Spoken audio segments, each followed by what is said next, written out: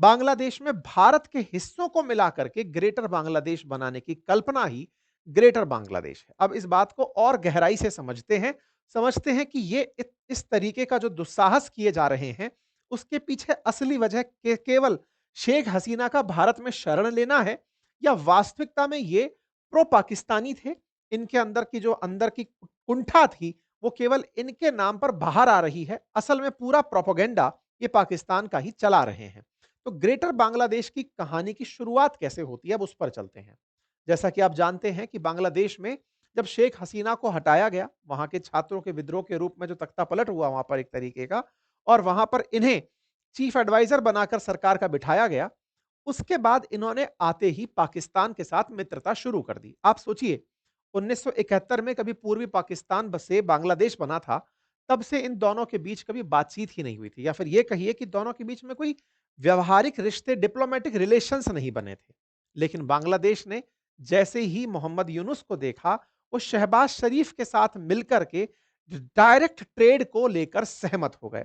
ये इन दोनों के बीच में 1971 के बाद पहली बार हुआ था। अर्थात ये हेडलाइन बनी थी कि पाकिस्तान और बांग्लादेश ने डायरेक्ट ट्रेड शुरू कर दिया है फरवरी 2025 में। एक बार के लिए लगा कि हाँ भाई, चीफ एडवाइजर अपने आप को इकोनॉमी से रिलेटेड आदमी बताते हैं, तो पाकिस्तान के साथ करके व्यापार ही तो कर रहे हैं, कौन सा कुछ नया है।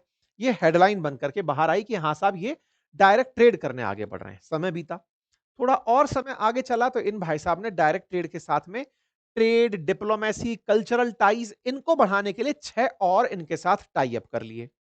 इतना ही नहीं, पाकिस्तान के साथ जो चीन का बॉन्ड है, उससे प्रभावित होते हुए इन्होंने चाइना की यात्रा की और शी जिनपिंग से जाकर कहा कि आप नॉर्थ ईस्ट भारत में जो जाना चाहते हैं, तो आपको बांग्लादेश से होकर हम रास्ता देंगे। यानी कि बांग्लादेश ही नॉर्थ ईस्ट भारत का द्वार है, ऐसा कहकर के ये अपने आप को चीन के सामने प्रेजेंट कर आए। अर्थात हमने ये बात आपके लिए सेशन में रखी थी आज से 6 महीने पहले, जिसमें हमने आपको बताया था कि पूर्वोत्तर भारत पहुंचने के लिए चाइना से इन्होंने कहा कि अगर आप नॉर्थ ईस्ट भारत पहुंचना चाहते हैं, हमारा मैप यूज करिए और उसमें से होकर के आप वहां पहुंच जाइए। इस बात पर हमने आपके सामने चर्चाएं भी रखी थी। वो चर्चाएं एक बार के लिए भारत की प्रतिक्रिया के बाद दब गई, लेकिन ये चर्चाएं फिर से रीसरफेस हो गई जब यहां पर समीर नाम के ये जो इनके सेना के जनरल हैं, वो यहां पर पहुंचे हैं शहीर नाम से। ये जो शहीर शहशाद मिर्जा नाम से सेना के जनरल हैं, वो अपनी 2 दिवसीय यात्रा पर बांग्लादेश आए हुए हैं। लेकिन बांग्लादेश आने से पहले ये मालदीव्स की यात्रा पर गए थे। अब इंटरेस्टिंग बात समझिए, आपने कुछ समय पहले मालदीव्स को भारत विरोधी बयानों के लिए देखा था। यहां के अंदर बैठे हुए राष्ट्रपति जो मोहम्मद मुइज्जू हैं, वो भारत के खिलाफ अनर्गल बयानबाजी कर रहे थे, हालांकि फिलहाल शांत हैं। ये जाकर के पहले उनसे मुलाकात करते हैं। तस्वीरें आती हैं कि पाकिस्तान और मालदीव्स ने एक दूसरे के साथ सैन्य कॉपरेशन बढ़ाने के लिए बातचीत की है। आज से 2 दिन पहले की ये बातचीत है।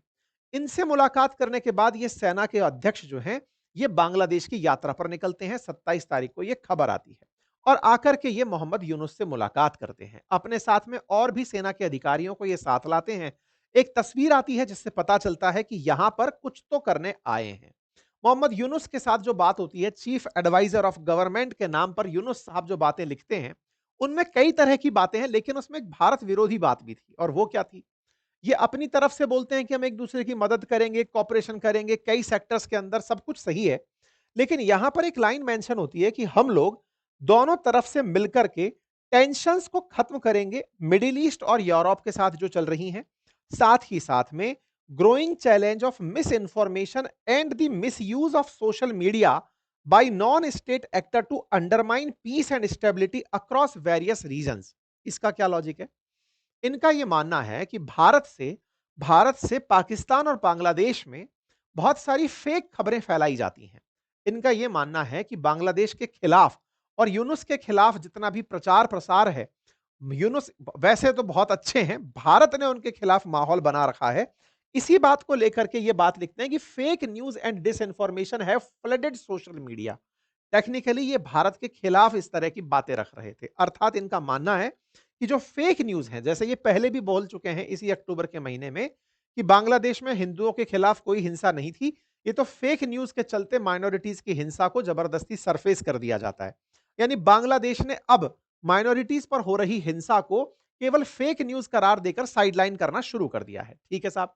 ऐसे में पाकिस्तान से ये मदद चाहते हैं कि तुम भी बेटा हमारे साथ मिलकर के नैरेटिव वॉर खेलो। ये तो बात हुई एक। दूसरी बात क्या हुई? हाल ही के समय पर बांग्लादेश का जो व्यापार भारत के कोलकाता पोर्ट से हुआ करता था, उस पर हमने कुछ रोक लगाई थी। हमने ये कहा था बेटा तुम यहां से माल नहीं बेचोगे। पाकिस्तान ने इसे एज एन अपॉर्चुनिटी दिया और अपॉर्चुनिटी के रूप में उनसे कहा कि बांग्लादेश चाहे तो कराची के रास्ते अपना माल एक्सपोर्ट कर सकता है। अब जैसे कराची तो पड़ोस में हो, मूर्खों की बात देखो, डील क्या हुई है? डील ये हुई है कि बांग्लादेश का चिटागोंग पोर्ट था, वो चिटागोंग पोर्ट हो या फिर ये पोर्ट जो हमारे बंगाल के बगल में, जो मतलब कोलकाता जो बंगाल का पोर्ट है, उससे पहले ट्रेड किया करता था। इंटरनेशनल ट्रेड के लिए कार्गो फैसिलिटीज हम यहां से उपलब्ध कराते थे। इनको क्या ऑफर किया गया है? इनको ऑफर किया गया है कि आप लोग अपना माल यहां से नहीं भेज पा रहे हो, कोई बात नहीं, आप कराची पोर्ट से भेज देना। मतलब आप सोचकर देखिए कि इनको ऑफर दिया गया कि पहले आप यों चलते हुए आओ, घूम घाम के कराची पोर्ट पर आओ, फिर यहां से अपना माल आगे भेज दो। जब यहां तक ही कोई सामान ले आएगा तो वो आगे नहीं भेज देगा। लेकिन कराची पोर्ट पर इनको ऑफर दे दिया गया है। अब आप पूछेंगे ऐसा क्या ऑफर हो सकता है? तो देखिए क्या है, अगर बांग्लादेश से माल मिडिल ईस्ट जाना है या बांग्लादेश से माल यूरोप तक जाना है, तो टेक्निकली इतना दूर का ट्रैवल करने से बेहतर होगा कि आप कराची में ही अपने माल को रख लें, पोर्ट ऑन कॉल फैसिलिटी का लाभ ले लें, माल को स्टॉक में रखें, अब हमारे माल के साथ आप उसे आगे भेज दें। जैसे नहीं होता कि बहुत सारा माल एक जगह इकट्ठा हुआ, वहां से किसी और के माल के साथ में आपका माल आगे भेज दिया। तो बोले आप हमारे साथ मिलकर के व्यापार कर लें। ये ऑफर इनको दिया गया कल कि आप एक काम करिए, हम आपके लिए कराची पोर्ट खोल रहे हैं क्योंकि इंडिया ने आपके साथ कोलकाता पोर्ट बंद कर दिया है। इन भाई साहब ने इनको अपनी तरफ से एक पुस्तक भेंट करी। इस पुस्तक में इन्होंने विवादित पुस्तक, इसको कहा जा रहा है आर्ट ऑफ ट्रायम्फ के नाम से, इस पुस्तक में इन्होंने पूर्वोत्तर राज्यों को बांग्लादेश से मिलाने का ख्वाब व्यक्त किया। इस पुस्तक के कवर पेज पर कुछ इस तरह की तस्वीर बनी थी। असल में बांग्लादेश का मैप तो ये है जो आप देख रहे हैं, ये मैप है। इस मैप के अंदर अगर आप ध्यान से देखें तो किसी भी प्रकार की कोई आकृति बनती हुई नहीं दिखती। साफ दिखता है यहाँ के कौन से स्टेट्स हैं वो प्रेजेंट होता है। भारत में अगर बांग्लादेश को देखें तो वो विजिबल होता है। इन्होंने जो अपनी तरफ से सपना सजाया है, उस सपने में ये आसपास के जो एरियाज हैं ना, इन एरियाज को ये अपने साथ लेने का प्रयास सोचते हैं।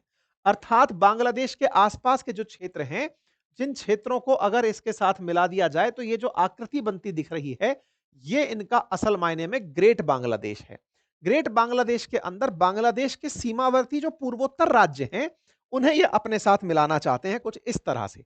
मतलब यहां पर आप देखें तो उड़ीसा, यहां से उठा करके कुछ हिस्सा झारखंड का, बिहार का, बंगाल का, उधर आसाम, और इस तरह से इन क्षेत्रों को मिला करके ग्रेट बंगाल की कल्पना ये लोग रखते हैं। और जब से यहां पर सत्ता परिवर्तन हुआ है, तब से ये लोग इसी ख्वाब को सजाए चल रहे हैं कि ग्रेट बंगाल होना चाहिए।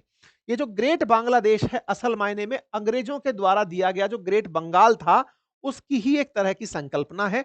जब बंगाल 1905 से पहले हुआ करता था, बिल्कुल वैसे ही बोले हमको बनाने की आवश्यकता है, ये पूरा क्षेत्र हमारा हो, ऐसी इनकी संकल्पना है। अब आप समझ सकते हैं कि बांग्लादेशियों ने ख्वाब असल मायने में क्या पाल रखा है। अब आप पूछेंगे इस ख्वाब की पूर्ति में इनके लिए बाधा क्या है? इनके लिए बाधा तो कुछ भी नहीं है। इनको तो पता ही चलता है कि भारत का जो सिलीगुड़ी कॉरिडोर है, वो सिलीगुड़ी कॉरिडोर जो हमारा पश्चिम बंगाल से होकर के हिस्सा जा रहा है, जिसे हम चिकन नेक कहते हैं, वो बांग्लादेश के उत्तर में है। और दूसरी तरफ से अगर देखो तो यहां से नेपाल को उठा लो, यहां से भूटान को उठा लो, और थोड़ा ऊपर से बैठ करके चाइना को देख लो। तो कुल मिलाकर के इन्हें पता है कि अगर भारत से नॉर्थ ईस्ट को आइसोलेट करना है, तो बस इस जगह को हमें अपनी तरफ से बार बार रोकना होगा। अब आप सोच कर देखिए कि कितने सारे एक्टर्स यहां पर काम कर रहे हैं एज एन फैक्टर, कि बांग्लादेश अपनी तैयारियां यहां से करे, ऊपर से बैठा चाइना यहां से तैयारी करे, और इसकी सहायता के लिए पाकिस्तान आ जाए। पाकिस्तान की असल मंशा क्या है? पाकिस्तान की मंशा है बदला लेना। कौन सा बदला? कि भाई तुम लोगों ने हमसे पूर्वी पाकिस्तान को अलग करा के बांग्लादेश बना दिया। तो इनकी मंशा यह है कि बस अगर हमने ये टुकड़ा तोड़ दिया, तो तुमसे पूरी तरह से पूर्वोत्तर अलग हो जाएगा, नॉर्थ ईस्ट अलग हो जाएगा। और नॉर्थ ईस्ट अलग होते ही भारत के दो टुकड़े कर दिए, ये बात पाकिस्तान कहने लगेगा। यही कारण है कि पाकिस्तान बांग्लादेश और चाइना को आपस में बातचीत करने के लिए मिला रहा है। पाकिस्तान ही बांग्लादेश से ये लाइन बुलवा रहा है कि पूर्वोत्तर जाने के लिए हम आपको रास्ता देंगे। इससे आप इस बात का अंदाजा लगा सकते हैं। अर्थात सिलीगुड़ी कॉरिडोर को चाइना वालों को दिखाने वाला या पाकिस्तान की मदद से तुड़वाने का सपना देखने वाला बांग्लादेश है, और वो इसे करने के लिए ग्रेटर बांग्लादेश का मदद देखता है। अच्छा, ये बात केवल मेरे बयानों के माध्यम से समझ रहे हैं या वास्तविकता में ऐसा ये लोग सोचते भी हैं? तो देखिए, बांग्लादेश के अंदर पहले यूनुस के जो करीबी थे, उन्होंने भी ये बात बोली थी कि भारत अगर पाकिस्तान पर हमला करता है, तो बांग्लादेश को नॉर्थ ईस्ट पर कब्जे कर लेने चाहिए। अर्थात इन लोगों के यहाँ पर जो पार्टी के प्रवक्ता कहिए या इनके सहयोगी कहिए, उन लोगों की ऐसी मंशा है। यही कारण है कि जब इन्होंने ये मैप दिखाया, तो भारत की तरफ से तीव्र प्रतिक्रियाएं चारों तरफ से आने लगी। चाहे सोशल मीडिया हो, हर तरफ से लोग इस बात पर सवाल करने लगे कि भाई साहब, ये शायद लोग एक दूसरे के साथ अपनी हार को साझा ही कर रहे होंगे। दोनों जोकर मिलकर के कुछ ऐसा ख्वाब देख रहे हैं जो पूरा नहीं हो सकता। लेकिन देखिए, दो देशों के बीच में जो चर्चाएं हैं, हमें उसके लिए सजग रहने की आवश्यकता है। अब ये तो चलो एक फोटो के ऊपर बयान हुआ, लेकिन बांग्लादेश की भारत विरोधी हरकतें चल क्या रही हैं, अब आप उसकी तरफ चलिए। एक और हरकत मैं आपको बताता हूं। देखिए, इस पुस्तक में क्या है, पहले तो मैं वो बताता हूं। देखो, शेख हसीना बांग्लादेश से जब निकली थी, तो निकलने से पहले कुछ घटनाएं हुई थी, जिसमें छात्रों का प्रोटेस्ट हुआ था। छात्रों ने शेख हसीना के खिलाफ प्रोटेस्ट किया था। उस प्रोटेस्ट की तस्वीरें हैं, ताकि लोग कभी ये ना भूलें कि शेख हसीना को क्यों हटाया गया। इस पुस्तक को बनाया इस तरह से गया है, जिसमें जितने भी प्रकार की दीवारों पर हुए प्रोटेस्ट की तस्वीरें थी, उन सबको उकेरा गया है और ये तस्वीरें अब बांग्लादेश हर किसी को दे रहा है। अर्थात बांग्लादेश अपने आप को उस तरह से दिखा रहा है कि फिर कभी शेख हसीना नहीं आएंगी। ये हर जगह जिससे भी मिल रहे हैं, उसको ये पुस्तक दे रहे हैं। चाहे ये एम्बेसडर हो जर्मनी के, फिर चाहे ये ब्राजील के लूला हो, फिर चाहे ये चीफ एडवाइजर जो हैं वो अपनी तरफ से जिबूती के प्राइम मिनिस्टर हों, है ना? ऐसे ही ये रोम के रॉबर्ट, जो ये तमाम लोगों को जहां-तहां देख रहे हैं, ये पुस्तक देते हुए दिख रहे हैं, इंक्लूडिंग कनाडा के जो पहले प्रधानमंत्री थे ट्रूडो, उनको भी ये पुस्तक दे चुके हैं। अर्थात जहां जा रहे हैं, चाहे वर्ल्ड बैंक के अंदर बग्गाजी हो, सबको ये पुस्तक पकड़ा रहे हैं, ताकि बांग्लादेश की मंशा सबको दिखे और बांग्लादेश ने कैसे नया बांग्लादेश बनाया, वो सबको पता चले।